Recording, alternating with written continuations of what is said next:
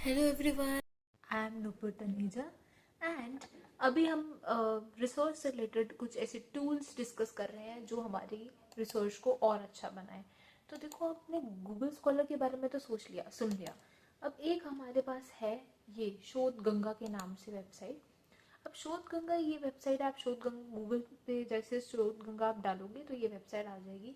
अब जैसे इस पे आपको अपनी थीसिस डाउनलोड करनी है, जैसे आपने कॉर्पोरेट गवर्नेंस ही लिया टॉपिक, या फिर सपोज आर्टिफिशियल इंटेलिजेंस ले लिया। चलो कॉर्पोरेट गवर्नेंस लेते हैं हम अपना टॉपिक। ठीक है, आपने कॉर्पोरेट गवर्नेंस से रिलेटेड यहाँ पर सर्च करा, आपका टॉपिक ये था। तो इस टॉपिक से रिलेटेड जितनी भी थीसिस यहाँ पर अपलोड, मतलब कॉलेजेस वगैरह में हो रखी हैं, वो यहाँ पे अपलोड हो जाएंगी, मतलब हो रखी हैं अपलोड। तो आपके सामने आ गई, जैसे 2020 में ये थीसिस कर रखी है, रिसर्चर ये है और ये गाइड का नाम है। तो ये सारी आपकी है, जैसे लेटेस्ट अभी 2025 की है ये, अ study of corporate governance in medium Karnataka की है। तो अब जैसे आपने इस पर क्लिक करा तो ये आपके पास यहाँ पे डिटेल्स आ गई कि इस डिपार्टमेंट में है, इस यूनिवर्सिटी के, यूनिवर्सिटी ऑफ मैसूर, और ये आपके पास सारी फाइल्स आ गई। तो जब भी आप क्या कर रहे हो, रिसर्च टॉपिक अपना सेलेक्ट करते हो, तो उससे पहले आपको डेफिनेटली थीसिस भी पढ़नी चाहिए। आपको जिस टॉपिक में इंटरेस्ट आ रहा है उस टॉपिक से रिलेटेड क्या करो, थीसिस जरूर पढ़ो।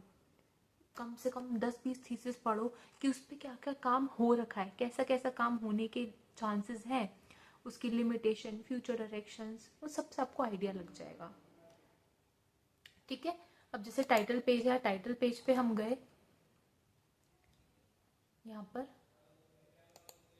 यहाँ पर देखो ये टाइटल आ गया कि इस यूनिवर्सिटी में ये हो रखी है। फिर उसके बाद आपने जैसे चैप्टर नंबर 3 रिसर्च मेथोलॉजी का होता है, तो ये खोला, यहाँ पर रिसर्च मेथोलॉजी आपको पता चल जाएगी कि क्या क्या बेसिकली ये इंट्रोडक्शन है, ये ऐसी ऐसी चीज़ें यूज़ हो रखी हैं, ये सब आपके पास आ जाएगा। तो ये बहुत ही यूज़फुल टूल है अगर आपको अपने टॉपिक से रिलेटेड आइडिया लेना है कि कितना काम हो चुका है, तो ये सारे ऐसे आपके पास आ जाता है। अब आपके पास यूनिवर्सिटी वाइज भी होता है कि आप यूनिवर्सिटी वाइज भी देख सकते हो थीसिस। देखो यहाँ पर जैसे शोल यूनिवर्सिटी पे जाओगे आप, सारी यूनिवर्सिटीज़ में क्या काम हो रखा है, जैसे यहाँ पे मान लो भगत फूल सिंह महिला विश्वविद्यालय हम देखते हैं, 147 थीसिस अपलोड है यहाँ पर वेबसाइट पे इस यूनिवर्सिटी की। तो आप जैसे अभी ये लोड होने में टाइम ले रहा है, जैसे इस थीसिस पे गए, आपने सोशल साइंस पे गए, ठीक है, आपने देखा कि ये सब थीसिस क्या है इस यूनिवर्सिटी में हो रखी हैं, 2025 की ये सारे हैं, बाइंग मोल की इन हरियाणा, ये सब। तो ये सब आपको एक आइडिया लग जाता है अपने टॉपिक से रिलेटेड भी। आप यहाँ पे कई बार नेम्स भी होते हैं, आप जाके गाइड को कांटेक्ट भी कर सकते हो, नंबर ईमेल निकाल सकते हो वेबसाइट से, उनसे कांटेक्ट कर सकते हो अगर आपके टॉपिक से रिलेटेड है तो। अब दूसरी वेबसाइट है आपकी, गूगल पे जाओगे और टाइप करोगे शोध गंगोत्री, तो ये आपके पास वेबसाइट आ जाएगी शोध गंगोत्री। अब ये क्या है, सिनॉप्सिस के लिए है। टॉपिक सेलेक्ट हो गया, गूगल स्कॉलर आपने चलाना सीख लिया, अब है सिनॉप्सिस। सिनॉप्सिस बनानी होती है तो आपको एक आइडिया लग जाता है कि बेसिकली कैसे सिनॉप्सिस बनाई जाती है। ठीक है, तो आपने अपना टॉपिक डाला, आपके टॉपिक से रिलेटेड ये सारी सिनॉप्सिस आ गई। जैसे हम इस पे गए, ये आप हमारे टॉपिक से रिलेटेड है, व्यू एंड ओपन, तो ये आगे आपके पास सिनॉप्सिस बनी हुई। ठीक है, कि इंट्रोडक्शन, इम्पोर्टेंस, रिव्यू लिटरेचर। आजकल रिव्यू ऑफ लिटरेचर का भी नया मेथड आगे लिखने का, हम इस तरीके से नहीं लिखते, ये ओल्ड मेथड है। देखो ये ऑब्जेक्टिव्स हो गए, हाइपोथेसिस हो गई, रिसर्च मेथोलॉजी हो गई, मतलब आप थोड़ी थोड़ी चीज़ें अपनी सिनॉप्सिस में मेंशन करते हो, पूरा ऐसे सब कुछ मेंशन नहीं करना होता डिटेल में।